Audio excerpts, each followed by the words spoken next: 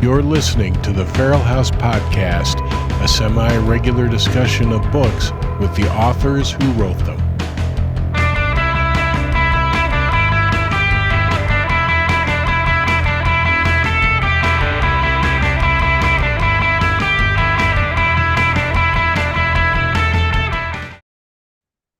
Hi, everyone. Another edition of the Feral House Podcast.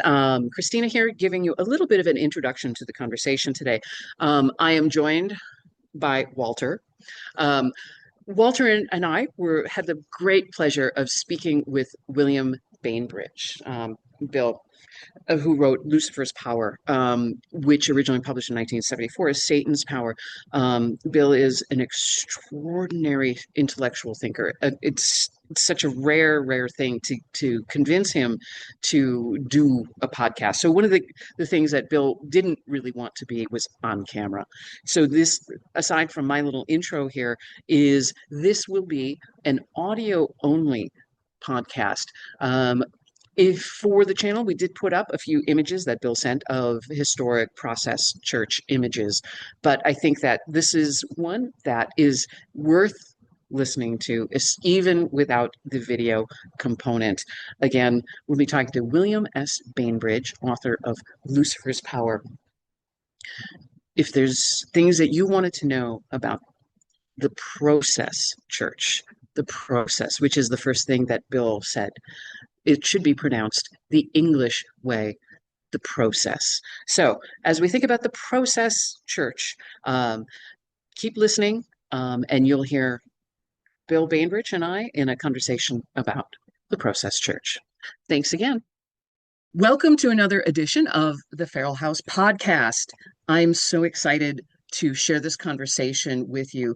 I'm about to start speaking with William Sims Bainbridge, an incredible resource of information based on his long-standing career as a sociologist, as a researcher, as a scientist. It's really incredible. He is just recently, as an emeritus position, was the co-director of the Cyber Human Systems at the National Science Foundation. He was the first senior fellow to be appointed to the Institute for Ethics and Emerging Technologies. And of course, why Feral House is familiar with Mr. Bainbridge is his really important work on the sociology of religion. And in that early work of that, worked with and studied the process church. Now, as well as most fans know, we've published a few books about that, and some by Mr. Bainbridge. And most recently, we've published a revisitation of his seminal work, Satan's Power. We've retitled it to the original title that Mr. Bainbridge wanted, which was Lucifer's Power. So our discussion today is going to really, I think, be fascinating for everyone. And I hope we answer some of your lingering questions about the process and what it believed. But first, I want to say thank you, Bill, for being here and spending time with this conversation a bit. But first, Bill, I wanted to ask you, how did you first become aware of the process church movement? Oh, I was already studying new religious movements and other kinds of social movement. My dissertation at Harvard in the early 70s, for example, was, and my first book was about the spaceflight social movement. As an undergraduate, I had done field research on Scientology, which was one of the sources of the process, given that its founders, Robert de Grimston and Marianne McLean, had met while they were in training in Scientology and had left to form a semi-psychotherapy process called compulsions analysis that evolved into the more religious process.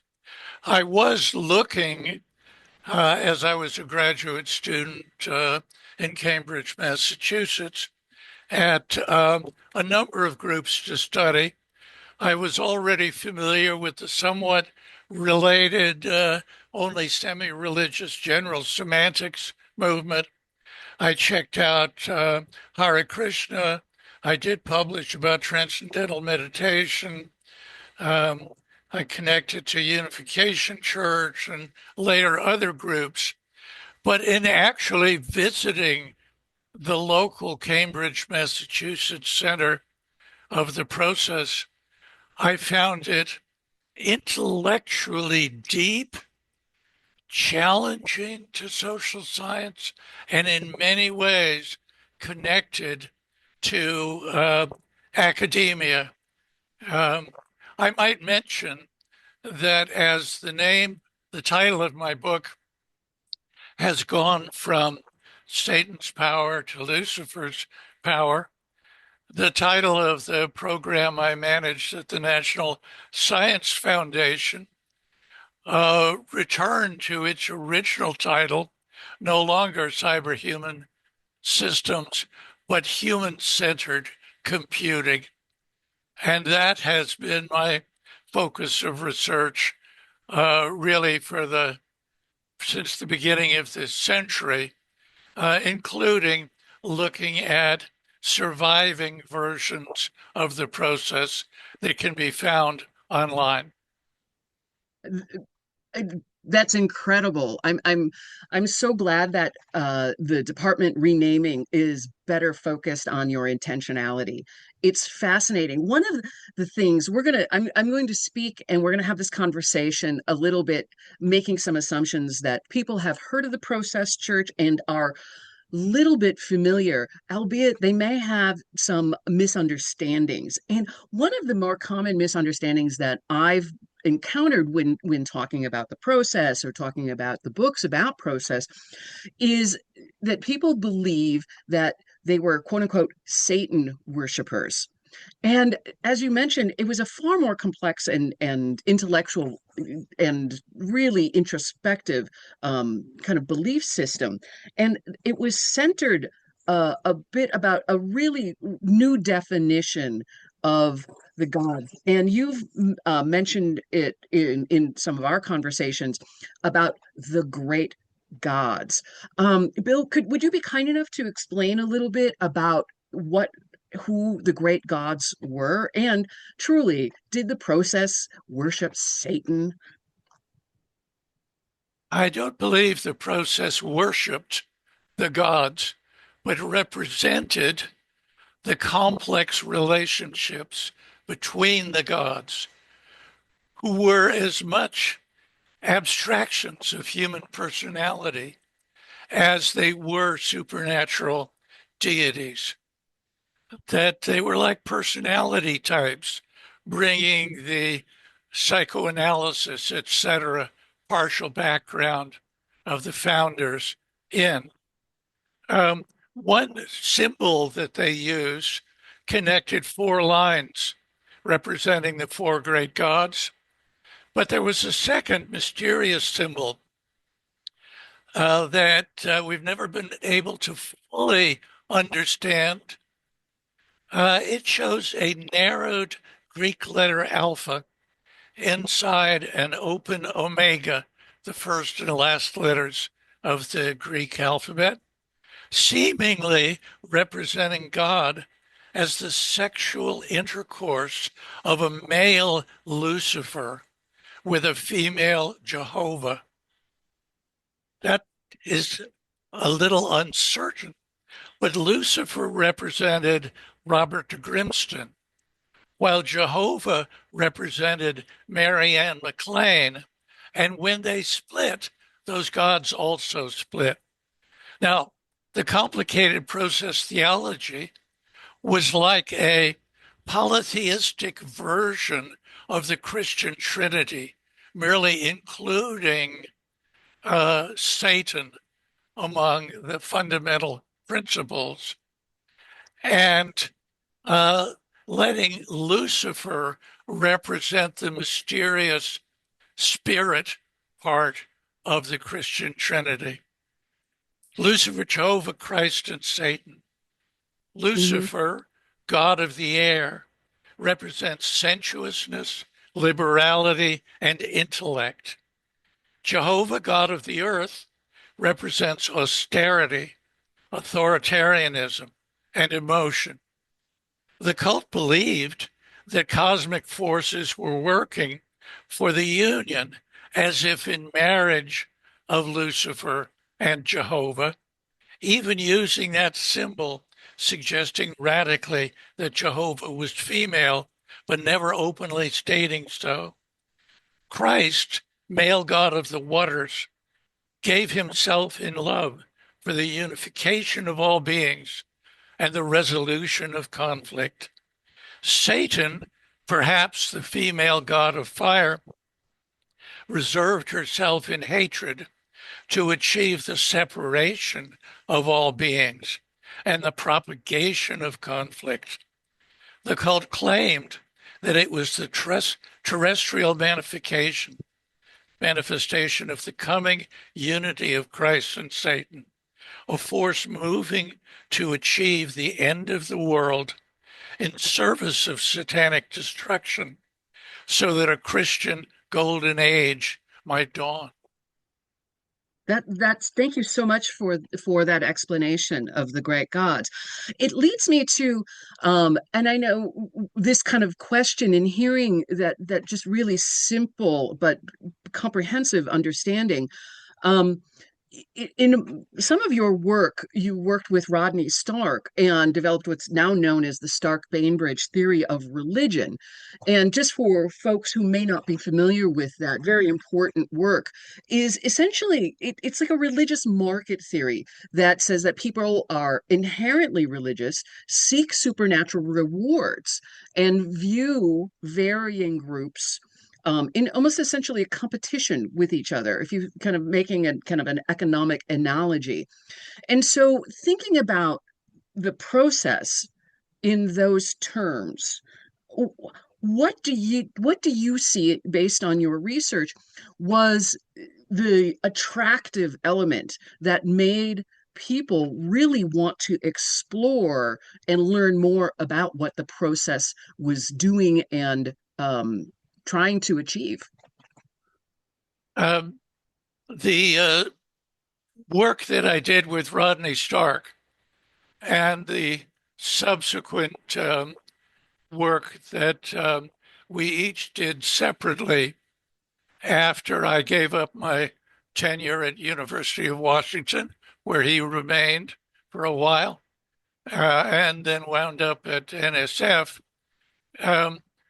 We initially had a somewhat behaviorist perspective that humans are aware of their own suffering.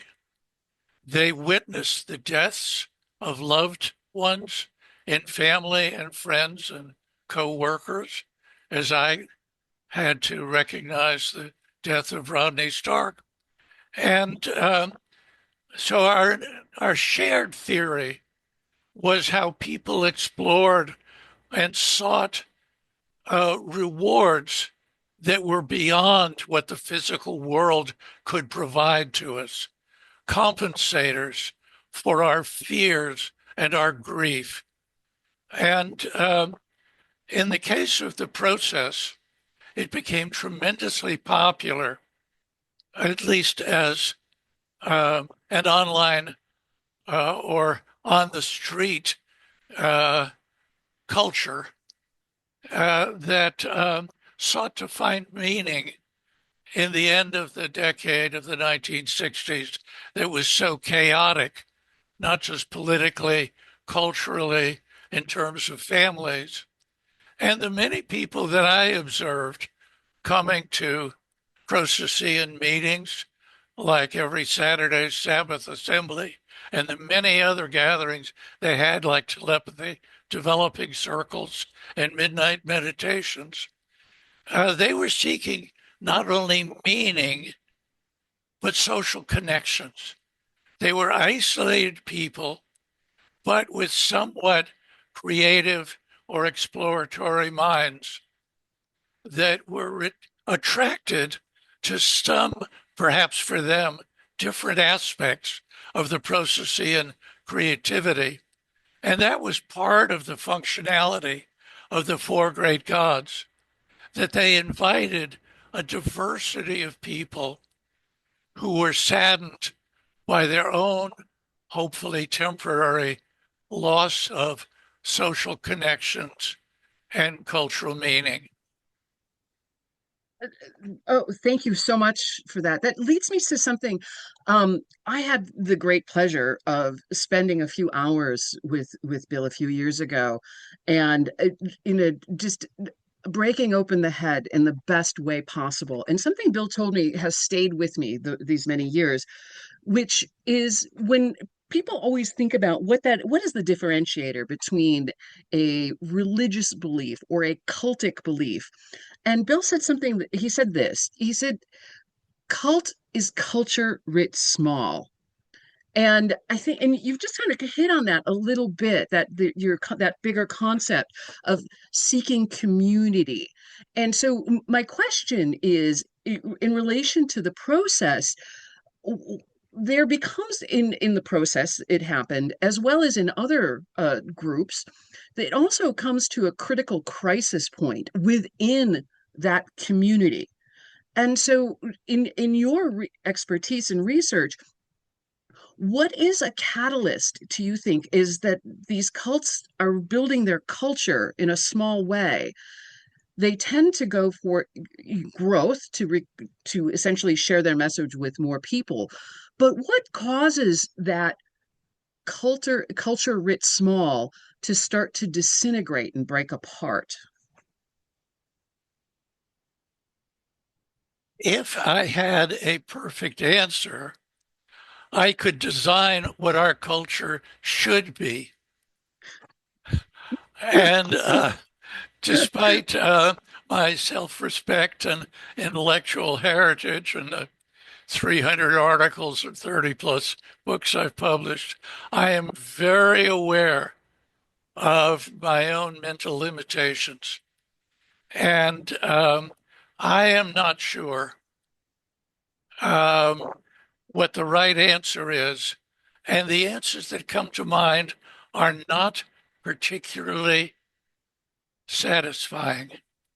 For example, one theory would be that we evolved, indeed, our minds, our mentality, our language evolved, living in tiny hunter-gatherer bands in the wilderness. And we are not prepared for the development of a permanent civilization. I must admit, having read a lot of the works, not about the fall of the Roman Empire and the disintegration of civilizations in general, and while I'm not convinced by their negative prediction that this civilization might be falling now, I'm very aware of that line of thought. Now, the immediate thing for the end of the process was, of course, the separation between Robert de Grimston and Mary Ann McLean. But in the background, there was the problem that while the process was inspiring a lot of people, its literature was read by a lot of people who may have been diverse and interpreted it in a host of different ways, that it had great difficulty setting up local churches.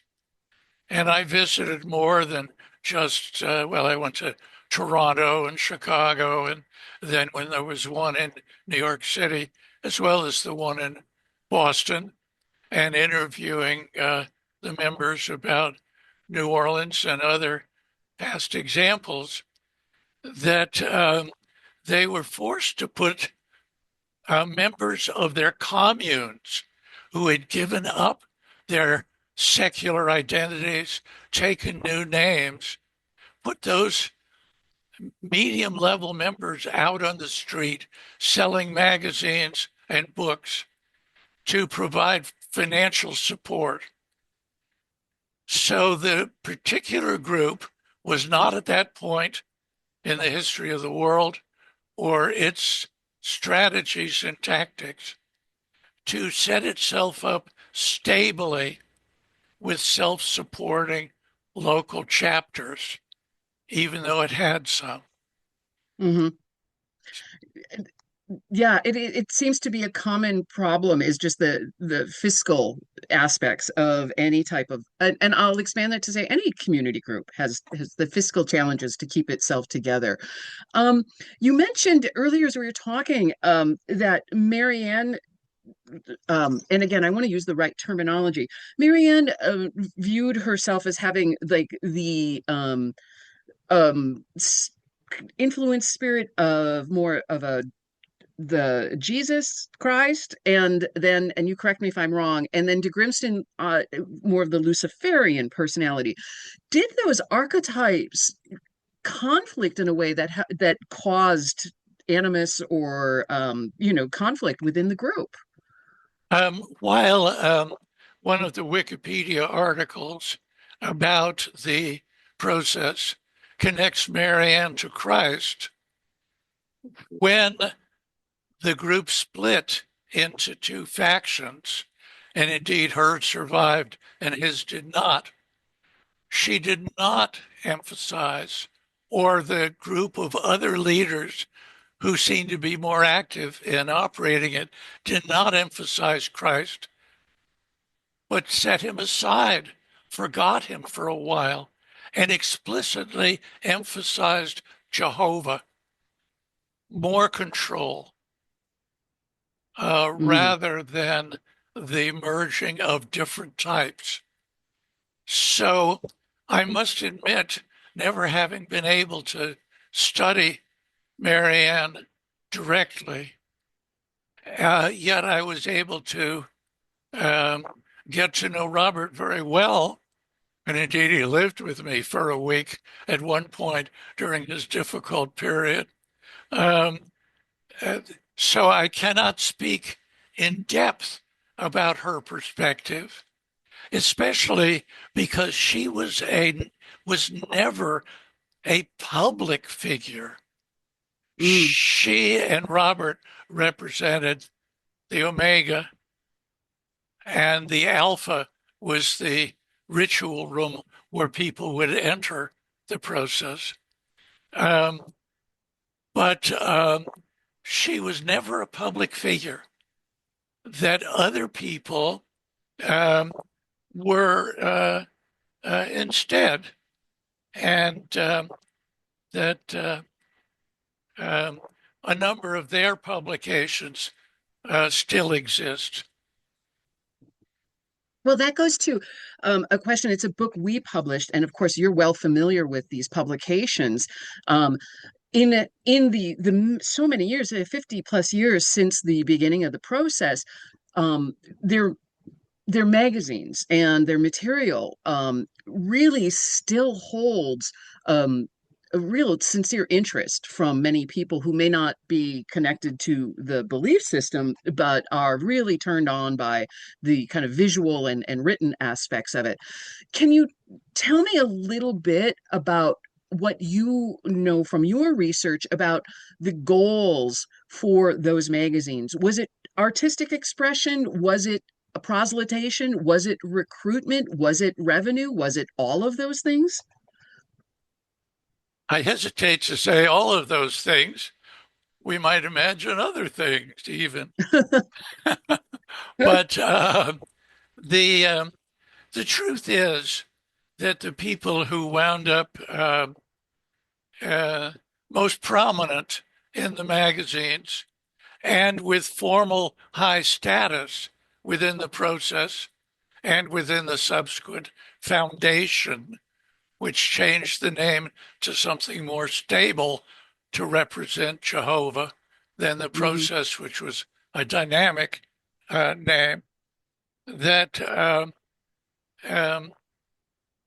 they were often experienced musicians, and they produced a tremendous amount of music. Unfortunately, only some of it performed by a subsequent musical group that called itself Sabbath Assembly. We're well familiar with that. Yes. Yes, and that visual art, of course, photography, um, and indeed Father Dominic, one of my closest friends within the process. We still have some recent contact online, was a rather intelligent Australian academic who had moved to Britain for graduate school and instead joined the process. So there were a significant number, a dozen or more people with serious skills intellectually and culturally. And they wanted to be recognized as creators, and they all took on special names. Dominic is not his real name. And they were able to collaborate with each other given the diversity of their aspects of culture they represented and the great gods who represented different personalities. Wow. So it leads me to, and again, working on an assumption that folks are familiar with the process, but I'm just going to make a point, is Vincent Bugliosi, or I'm sorry, Ed Sanders published a book that was his version of the history of the Manson family, and famously, the UK edition, the Process Church, the remaining members sued because Sanders essentially accused the Process Church of being somehow tangential or influential to the Manson family, and so subsequent editions of that book. Had that chapter removed because, as people know, once the material is published, as the process was publishing in their magazines, there's no control over who reads the material. And especially in our modern world, I believe, as a First Amendment, is that you cannot control how people are going to interpret or misinterpret your messages. But that being said, I've been able to read, and if people pick up the updated edition of the biography of the Process Church that we published a few years ago, the updated edition published in 2022, is included in there is an edited version of that trial transcript from the UK. And one of the things, so that's my setup, Bill, is one of the things that struck me in reading through that transcript, and then anybody who picks up the book can read that same transcript, is an inherent sense of humor about the goings on, and not about what they believed per se, but how they were viewed by the mainstream British middle class.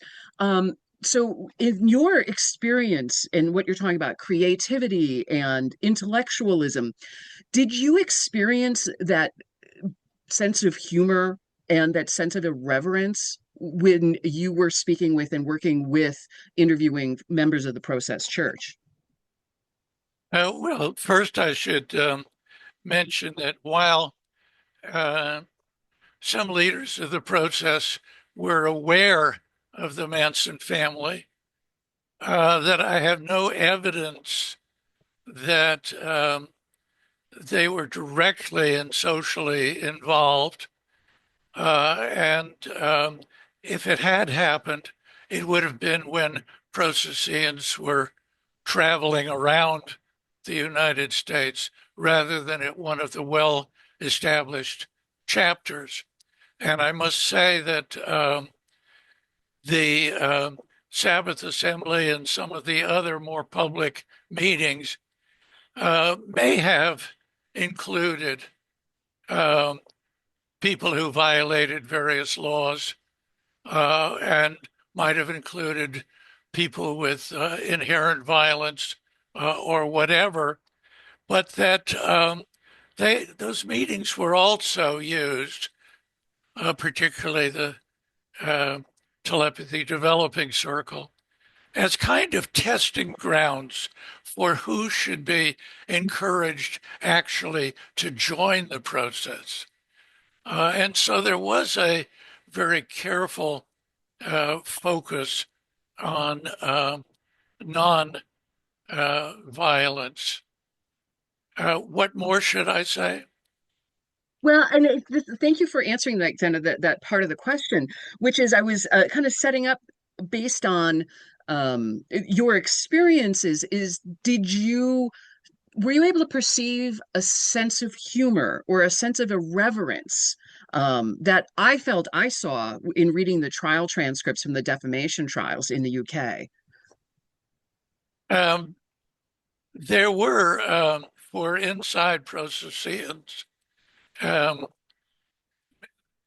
other kinds of meeting where they sometimes played humorous roles in sort of role-playing games of their own, but not very strictly organized within the theology, and I Hmm. didn't emphasize them in my writings. Each of the um, local chapters had a coffee house, often the basement of the house that their main leaders inhabited. In the Boston case, they rented two rather distant homes from each other, one for middle rank members and one for high ranked and the meetings. So there was a sense, not just humor, but viewing religion and culture more generally as forms of art created by human beings. And so jokes or more subtle and more expansive versions of humor, good humor, are, uh, well, it's not just the good humor um, popsicle like ice creams. I scream, you scream, we all scream for ice cream. Uh, but there were puns and there were jokes in the casual meetings, quite a good deal. But the fundamental principle of viewing cults as what I called cult writ small, culture writ small, is human creativity was the focus, Thank although you. stratified into leaders and followers. Hmm. Thank you for that. What's interesting is because to me, why I asked is so much of what we see in modern American religion, especially, is a dourness, and just that Calvinist streak, and it became obvious that especially I think that the process began in the UK and not in the US and came to the US, is that it is absent of that puritanical strain that American new religious movements seemed to always have. That is my observation. How accurate am I on that, Bill?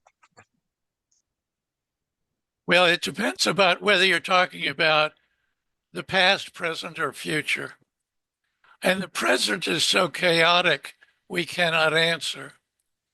I have wondered, given having read a lot about the fall of the Roman Empire and other things like that, um, whether we're going into another period of transition, which will mean another dark age followed by revival or creation of utterly new forms of religion.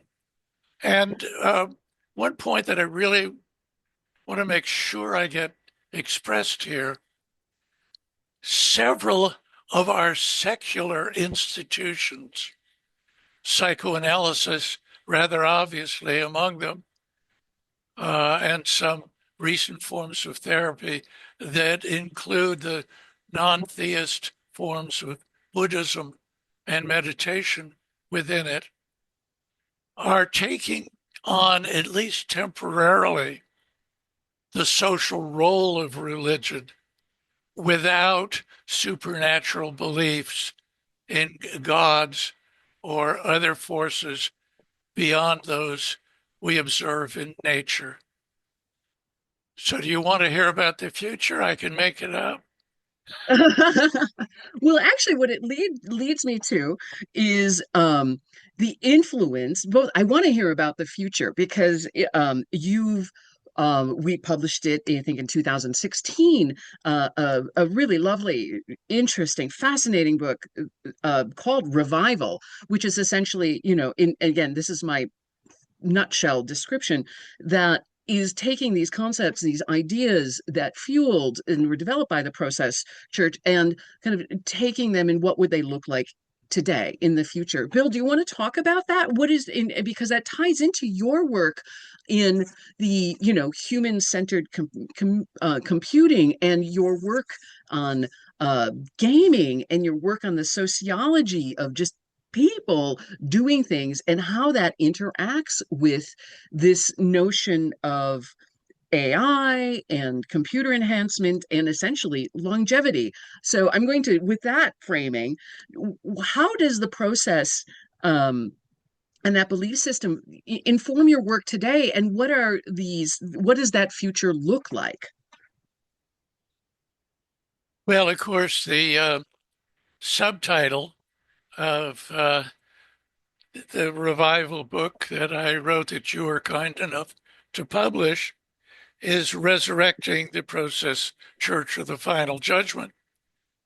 That is a possible alternative for the development of a whole set of competing religions of the future. And people who are interested in religious creativity, exploration, might want to include it among the set of things they read, whether they want to adopt it and make it real themselves or use it to stimulate their thought about alternatives. In recent years, really starting with research I began on the so-called transhumanist movement about little over 20 years ago. I've recently been looking at connections between some forms of artificial intelligence and the future of religion. The most obvious thing that probably deserves many different approaches is how even today's chatbots are good enough to simulate the personalities of deceased people if you have enough information about an individual in order to enter texts they wrote, answers they gave to questionnaires, or whatever into the AI chatbot system. And I've experimented with several, but ChatGPT allows you to put tens of thousands of words of somebody's text into the computer and then speak as if you were interacting by a text with that person. I'm currently completing a journal article where I contrast doing that for the personalities of H.P. Lovecraft and J.R.R. Tolkien, with whom I both have mystical, real-world connections. That's incredible, Bill. Now you mentioned a journal, and I know that you publish extensively in many scientific journals. Where would people who are interested, what journal should they look for to find that upcoming article? Oh, I haven't submitted it yet. Oh, okay. Well, I have. okay. I'll tell our listeners right now. I'm gonna follow up on that with Bill, and when we know when that article, whenever it's published, wherever it's published, I will make sure and let everybody know, because I think that that's definitely something our Feral House family will want to be reading about and interested in, because we are very interested in theoretical futures. It is just fascinating to think about what the both upside and downside of all of this modern AI is. And as you were describing some of the research you've been doing, but one of the things that popped in my head was this notion of truth. If Because the truth can be distorted by AI in a way, especially if it's fed, say, only, positive, wonderful things about a human being, and 1,000 years later, that is the only record of their existence. Is then how does that affect people in the future dealing with this information and dealing with how they view kind of human existence? It's a bigger question, I understand, but do you have any thoughts about um, accuracy and truth in AI? Um, Keeping it in the context of thinking about new religious movements, including, of course, the process, um, I'm concerned that there are not very reliable or open publication venues or grant support for research in some of these areas. That in the case of the use of AI for my research, I'm of course able to experiment with the system to enter different kinds of text and see how it behaves differently, even to give it instructions on how much it should look at other texts versus this text. And there should be much more uh, ways that people could publish good research and critical thinking about AI rather than just supporting its development. Now, there are many reasons why that's happening. National Science Foundation is giving both artificial intelligence and quantum computing that has mystical elements of its own a high emphasis, but not social science, a high emphasis. So the main thing is how can we share what we know and learn more about how AI can best be designed, used, and limited in our future civilization. I yes, I 100% agree. Is I think with too much focus on the science part and not the impacts of that science can always have poor outcomes for the majority of human beings. But not Um, social science, not the right. cultural science. Yes, I think that's where, by ignoring that, that's where we run into problems. Because it's one thing to have this pure science, but not thinking about or studying the implications of it on human society and culture is a fail point. We've seen that throughout all scientific improvements or great leaps forward, is that the ramifications are often are not always great for the majority of human beings. And I think that that's where a lot of the fear of AI from just normal everyday citizens who are not as informed as you are, or just informed as some of the other researchers are, and that's where that fear comes from. We fear that unknown. So I agree 100%. There needs to be more research, as well as more publication about it, and more mainstream publication about the research, the true research it's doing, and not just things that are funded by the people who benefit from it. And I think that this is a larger issue in our culture that has become so money focused that all truth is just filtered through a dollar bill. That's my personal opinion.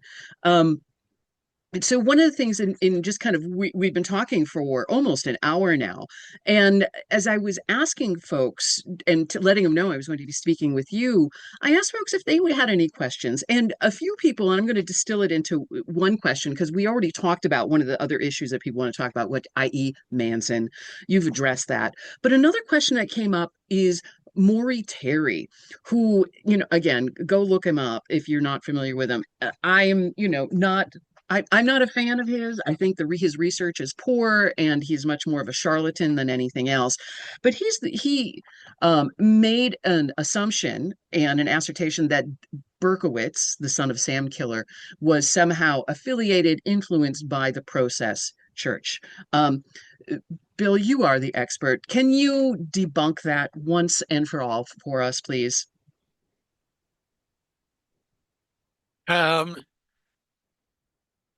Well, the problem is that a claim that does not have extensive evidence cannot be evaluated except dismissed as an empty hypothesis. It seems to me that I would have encountered, I spent thousands of hours inside the process. They came to accept it and be friendly with my publications.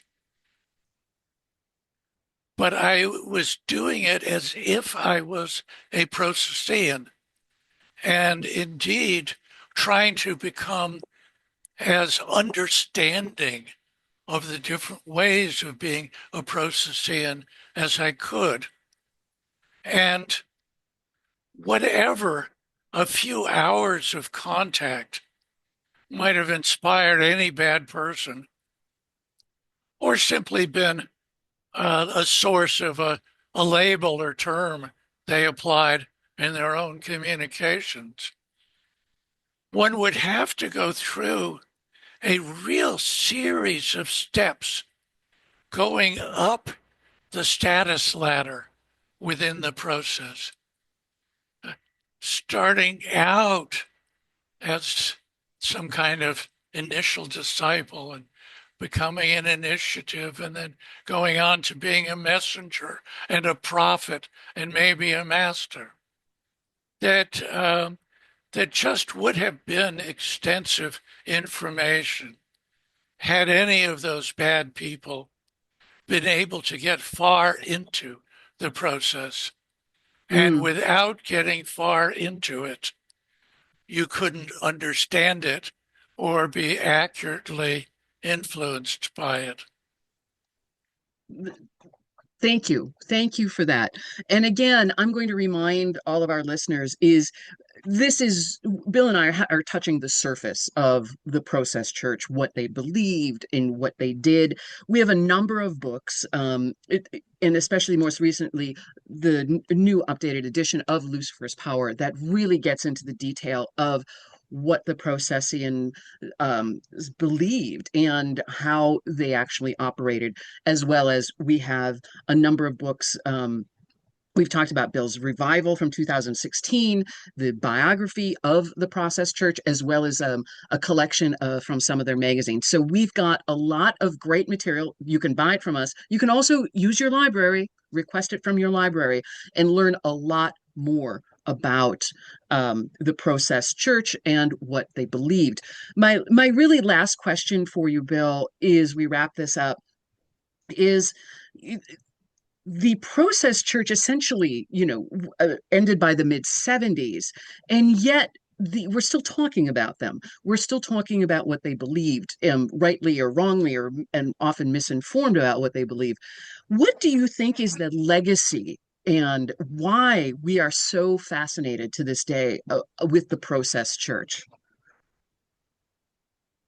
It represents an archetype of a polytheistic, psychological, social, religious movement that links from the predominant Christian faith of the past to the possibility of future polytheistic alternatives.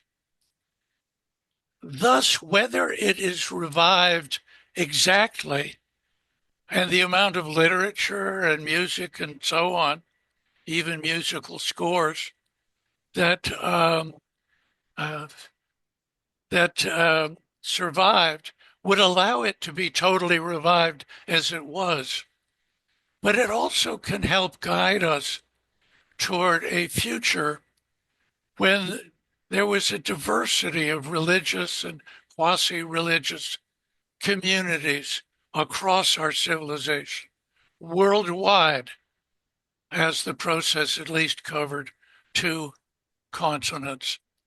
So I see it very much as a bridge, perhaps a main bridge rather than a Bainbridge, from the past to the future.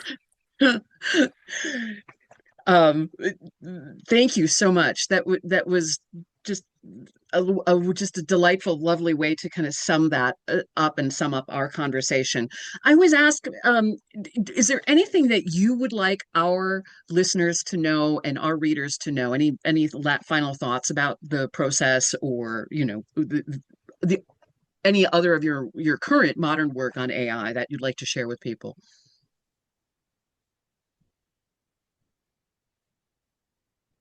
Well, thinking back to the rise and fall of the process, I think one should be careful in exploring alternatives. That's difficult because we're seeking ways of life that would be more satisfying, perhaps therefore more creative, more exploratory, and how to combine caution with experimentation. That doesn't mean we all have to become scientists, but we do need to keep in mind that there are always alternatives. Now, of course, the process helps with that, with its 4 different gods representing different psychological principles. But while we may need to select our own faith, we should be not merely respectful of other faiths, including highly creative new ones, but interested in them to learn about and from them. Thank you, Bill. Thank you so much. Thank you for joining me in this conversation. And thank you, most importantly, for your work. I personally have been inspired by your work and in my own work in studying the connections between food and new religious movements. And so thank you again, personally. It is your work is so incredibly important, and I'm grateful that you are still moving forward and thinking of new ideas and exploring new concepts. It's wonderful, and I hope you keep working at it for as long as you possibly can. Thank you. It's great talking with you again. All right. Thank you. We want to say thank you, everybody, for listening to another edition of the Feral House podcast. And you, of course, can find all of the books we spoke about on the Feral House website, as well as just, do some searching. And you'll also be able to find some of Bill's articles, scholarly articles, and as well as articles that he's published for more non-academic press. I encourage everyone to seek those out. it's a fascinating body of work. That's all I can say is read Mr. Bainbridge's work. Hey fiends, thanks for listening to the Feral House podcast. We do this about once a month, talking to Feral House and Process Media writers, as well as members of the extended Feral family. You're part of the family. Let us know if you have any questions or if you have an idea of someone we should talk to. You can send me a note at press@feralhouse.com, PRESS @feralhouse.com. It's the wondrous world